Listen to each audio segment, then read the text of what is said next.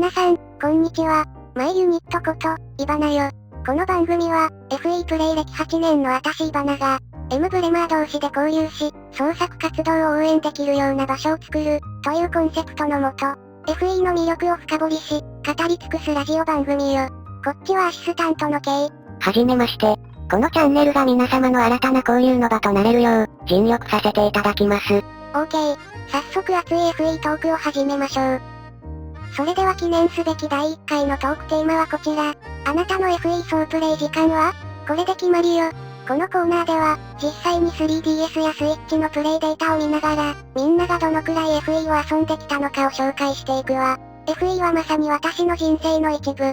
そんな FE をみんなどれくらい遊んできたのか、とっても気になるわね。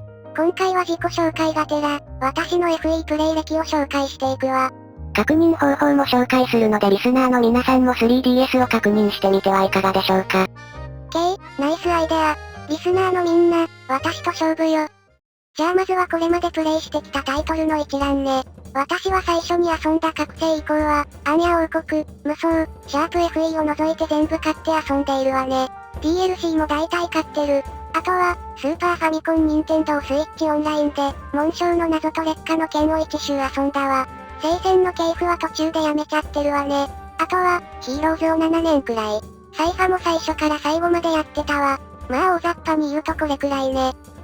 サイファについての解説をお願い。了解。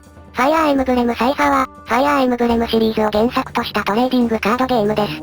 2015年6月に、IF と同時に販売が開始され、風化雪月発売の約1年後、2020年10月に商品展開を終了しています。ありがとうサイファの話はまた今度じっくりしましょうか。じゃあ次は実際にプレイ時間を確認してみましょう。今回は 3DS とスイッチで確認できる分を参照するわ。まずは 3DS から。これは 3DS に標準搭載されている、思い出記録帳から確認できるわ。どれどれ、ふむふむ。覚醒が1029時間、IF が584時間、エコーズが305時間ね。覚醒がダントツで多いわね。覚醒は兄弟に貸したこともあるから正確じゃないけど、まあこれはしょうがないわ。初 FE の覚醒にどれだけハマっていたか、記録からもすぐにわかりますね。そうね、やっぱり初 FE はみんな思い入れがあるんじゃない？次にスイッチの記録を見ていきましょう。これはプロフィール内の、マイページから確認できるわ。風化雪月が905時間、風化雪月無双が240時間、エンゲージが690時間、スーパーファミコンニンテンドースイッチオンラインが115時間、ゲームボーイアドバンスニンテンドースイッチオンライン、50時間ね。やっぱり風化雪月が圧倒的ね。私今エンゲージの4周目を遊んでるけど、風化雪月は全ルート2周以上やってるからそれだけ長くなるのも当然よね。最後にこれらすべての時間を合計して、日数換算してみましょう。となると、合計3981時間ね。これを24時間で割って日数に直すと、約 165.8 日になったわ。こう見るとまだまだ少ないような気がする。せめて人生のうち丸1年分くらいは FE に捧げたいところね。リスナーのみんなはどうだった？私以上の猛者はいっぱいいるんでしょうね。ぜひあなたの記録もコメント欄で教えてくれると嬉しいわ。それにしても、4ルートもある風化雪月よりも、覚醒の方が長いのは驚いたわ。覚醒は巻き戻し機能がなかったし、リセットで消えてる時間もあるはずよ。なんにせよ、やっぱり FE は最高ね。さて、今回は、あなたの FE 総プレイ時間は？というテーマでお送りしたわ。リスナーのみんなも、これを機会に久々に 3DS を起動してみてもらえると嬉しいわ。